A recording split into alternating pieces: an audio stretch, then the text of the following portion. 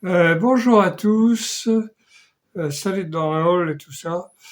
Alors aujourd'hui on fait un petit hymne du 10e mandala, l'hymne 160. Alors, c'est un hymne à Indra qui a été écrit par un rishi qui s'appelle Purana Vaishvamitra. Purana Vaishvamitra. Alors, Purana, ben, on en retrouve tout plein après, c'est des vieux récits anciens, alors je sais pas quel sens ça peut avoir là. Hein, tous les Puranas, le Vishnu Purana, le Shiva Purana, etc. C'est qui racontent des histoires avec à la fin, vous trouvez la généalogie de ceux qui ont transmis. Alors, je ne sais pas si c'est vraiment une généalogie, mais c'est euh, Pierre qui l'a transmis à Paul, qui l'a transmis à Bernard, qui l'a transmis à Roger.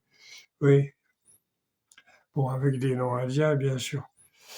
Alors, Vaishvamitra, c'est qui vient de la famille de Vishvamitra, c'est-à-dire le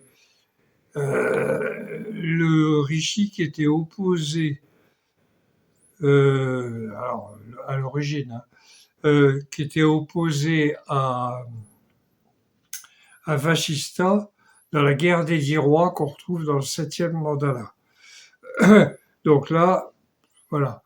Donc il y a 3 maîtres, dont le fameux Trishtup, là qu'on retrouve tout le temps, hein, avec celui-là puis le Gayatri. Et puis les 2 dérivés, Vira Trishtup ou bien Padani Kritrishtup. Bon. Alors, une fois traduit en français, ça peut rien avoir. C'est les nombres de pieds par phrase. Voilà. Donc, on va, je vais vous lire ça.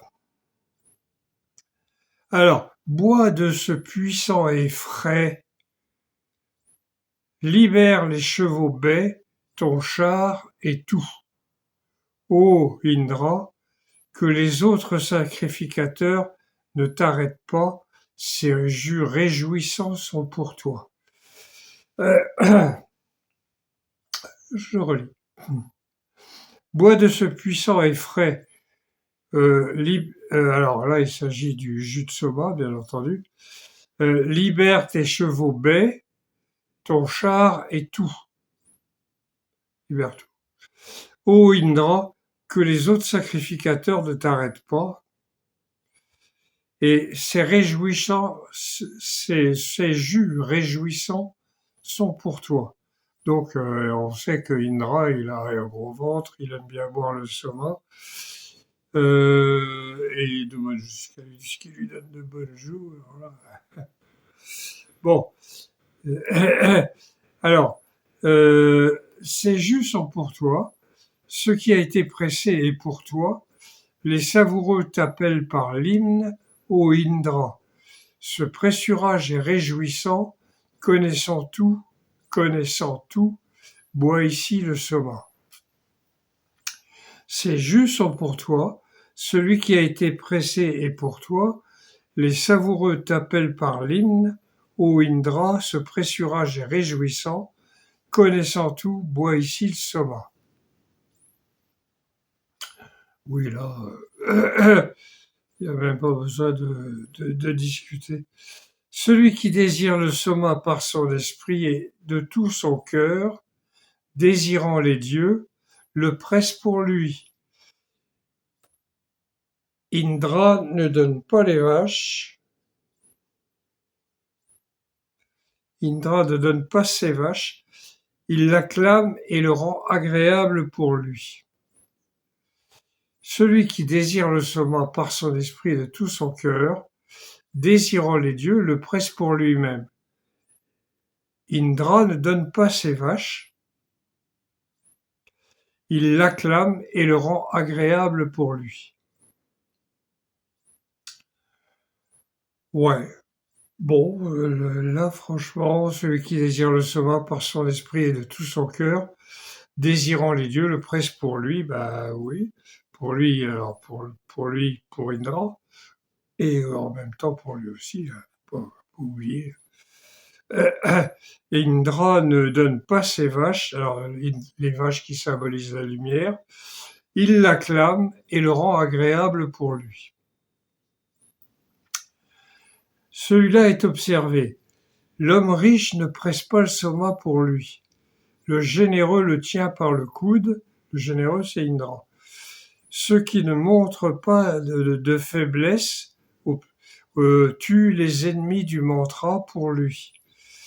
Alors là, celui-là est observé. L'homme riche ne presse pas le soma pour lui. Donc quelqu'un qui participe au sacrifice, qui en même temps a les moyens, puisque ça coûte très cher. Faut pas oublier que plus tu es riche, plus ça te coûte cher. Eh oui, c'est pas comme ici, c'est l'inverse.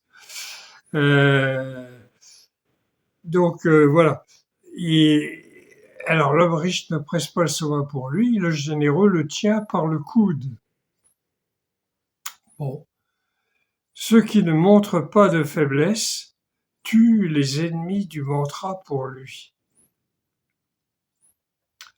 Les ennemis du mantra, c'est évidemment tout ce que génère notre ego euh, et qui fait que on arrive à créer une civilisation comme la nôtre de nos jours, où tout va de travers, et, et que tout ça, c'est dû à nos égos, parce que euh, euh, l'ego génère évidemment de l'égoïsme, de la haine, de la méfiance, tout ce qui est négatif. Ça, c'est généré par notre ego, parce que on est programmé pour ça, pour survivre. Donc on a un ego qui fait que, au lieu d'être comme un escargot, par exemple, qui a peut-être un ego, si ça se trouve, il doit être tout petit. Euh, on est des humains et on réagit. Hein, et on se sauve quand il y a un lion qui nous attaque, ou un tigre, et c'est ça qui nous permet de survivre. Bon, euh, et aussi, alors évidemment, quand il est trop fort, trop puissant, et qu'il se met à dérailler, eh ben, ça va de travers. Ça va de travers, et on n'arrive pas à avoir, évidemment, à atteindre le but qu'on s'est fixé, c'est-à-dire aller au ciel, euh, entre guillemets, hein, c'est une question d'élévation de l'esprit. Et bon, bah, voilà. Alors, on peut se dernier, tiens, on va dire. Voulant des vaches, non, voulant des chevaux, voulant des vaches, désirant la force, nous te demandons de t'approcher avec tes nouvelles bonnes dispositions dont tu te décores, nous t'appelons, ô Indra, pour la prospérité. Alors la prospérité, alors en voulant des chevaux, donc la force, l'énergie, la puissance, voulant des vaches, la lumière, désirant la force, alors la force des chevaux, la force spirituelle, nous te demandons de t'approcher avec tes nouvelles bonnes dispositions dont tu te décores. Indra se décore de ses propres bonnes dispositions. Ô Indra, pour la prospérité. Voilà. Alors, je regarde s'il n'y en a pas un. Oh, il y en a un autre derrière. Allez, qui est court aussi, on va le faire. Aïe, aïe, aïe, qu'est-ce que j'ai dit?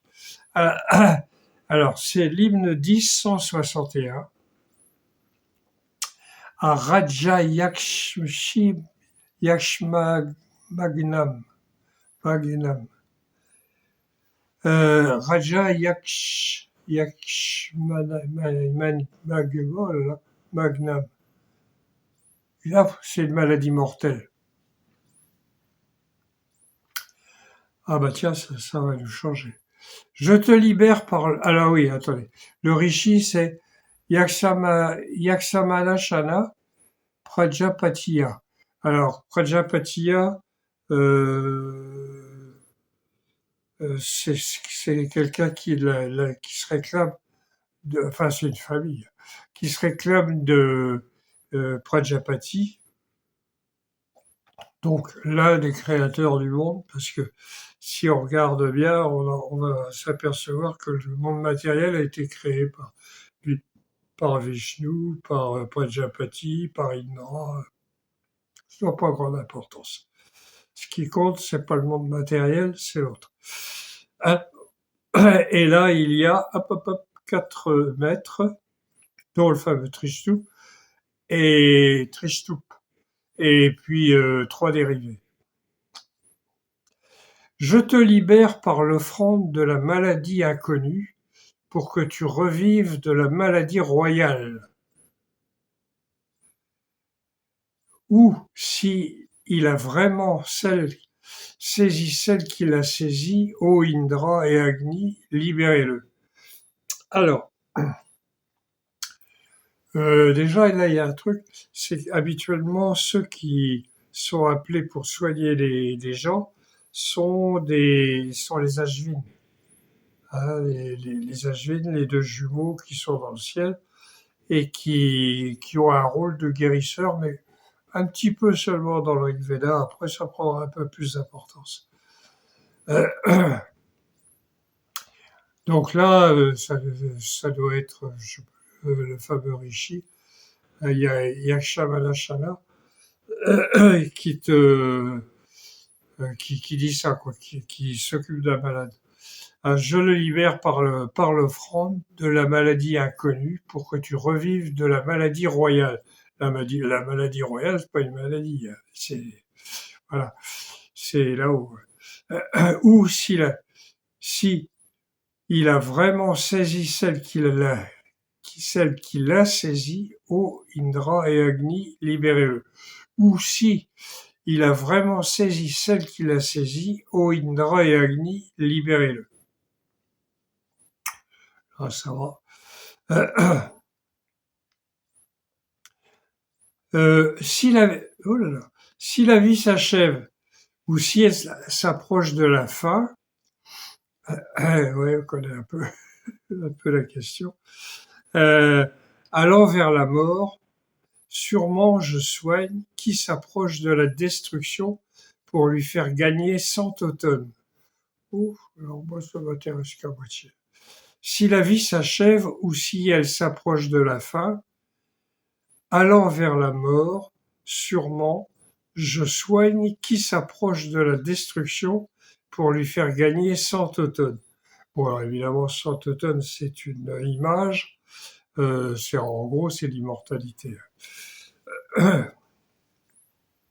Oui, ce qui m'intéresse pas, moi, c'est de continuer de vivre encore 100 ans. Par une offrande aux 1000 axes, donnant 100 automnes et 100 vies, je l'ai soigné. Ainsi, Indra le conduira jusqu'à 100 automnes, l'amenant au-delà de tous les dangers. Il y a un truc là. Par une offrande aux 1000 axes. Bon, ça. Donnant 100 automnes et 100 vies, je l'ai soigné. Ainsi, Indra le conduira jusqu'à 100 automnes, l'amenant au-delà de tous les dangers.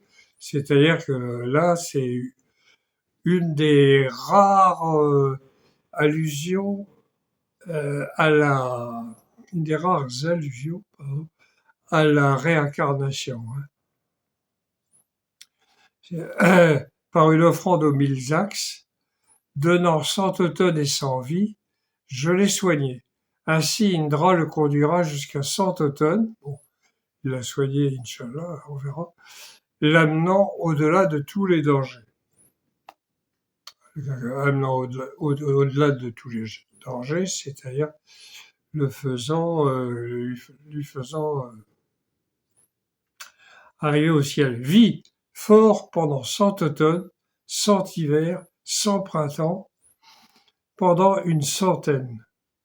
Alors, pendant une centaine, que Indra, Agni, Savitri, Brihaspati lui donnent 100 vies encore par une offrande. Ah oui, là, ça fait la deuxième allusion. Et là, une centaine d'années. Alors, pendant une centaine d'années, que Indra, Agni, Savitri, Brihaspati lui donnent 100 vies encore par une offrande.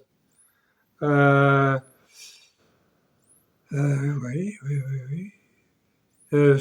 Tiens, un truc intéressant, c'est je disais au sujet de l'éclipse du vol des vaches par les Panis que Brihaspati qui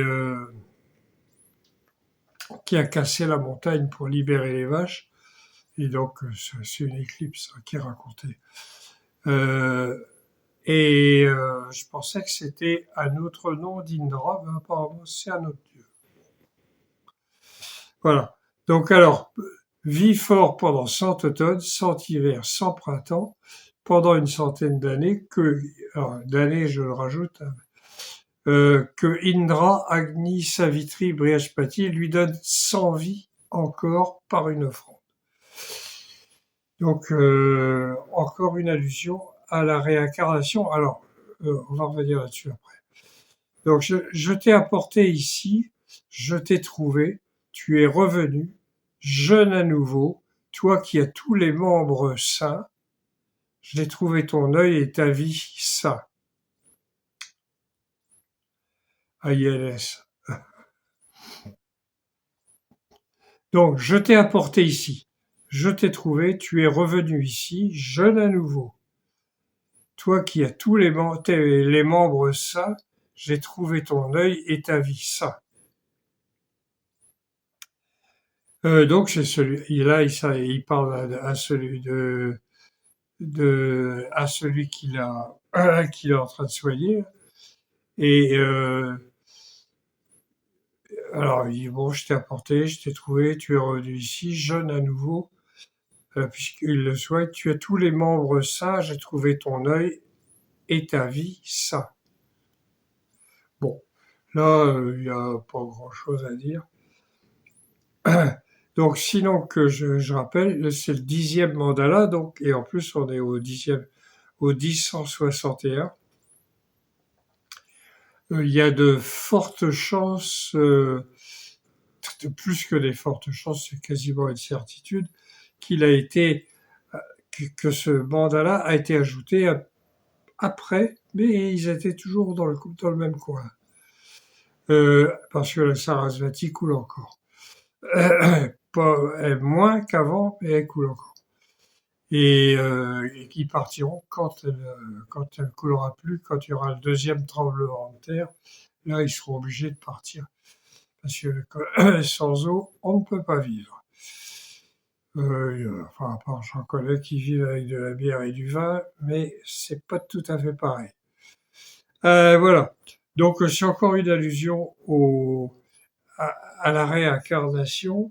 C'est pas franchement dit, enfin, si quand même, il y a des trucs sans vie encore, oui, sans automne. C'est donc les chiffres, c'est pas évidemment pas à prendre à la lettre, si j'ose dire. Pardon. Voilà. Donc la réincarnation qui deviendra après un truc très important dans le Vedanta, même dans le védisme classique. Là, dans le Rig Veda, on commence à en parler, mais à la fin, quoi, complètement. On s'en fout en fait de la réincarnation. Franchement, moi, ça m'intéresse pas du tout. S'il faut tout recommencer, apprendre à marcher, apprendre à retourner à l'école, tout, passer sa vie à essayer de trouver du fric pour, pour vivre, parce que tout est payant. Donc travailler, mais travailler pour qui, hein? Quand tu es à ton compte, ça va. Ça marche pas, c'est de ta faute. Pas compliqué. Quand tu travailles pour quelqu'un, tu te fais virer, est-ce que c'est de ma faute? Est-ce que je sais pas, l'autre il fait faillite, c'est pas de ma faute, c'est de sa faute peut-être? Bah, à savoir. Bon, alors ça, c'est de notre société actuelle qui en a plus pour longtemps, heureusement. Enfin, heureusement, ça va faire mal, mais heureusement. Bon, voilà. J'arrête là. Voilà. J'arrête là. Si vous avez des questions, si vous avez des points que vous voulez éclaircir, tout ça, vous pouvez me contacter sur le site rigveda.blog, rigveda attaché, .blog, et vous avez une page contact, où vous pouvez me contacter, ça arrive dans ma boîte mail. Et, et autrement, vous avez alors de la lecture, je ne savez pas quoi faire, vous vous installez devant, vous avez tout plein d'articles et de trucs que il y a même l'introduction de ma traduction du Rig Veda en français et en anglais, puisque je suis obligé de faire les deux. Je vais pas le faire en d'autres langues. Avec ça, normalement, avec l'anglais, normalement, on arrive à comprendre. Voilà, bon allez, Kenavo dans le rôle, on arrête là.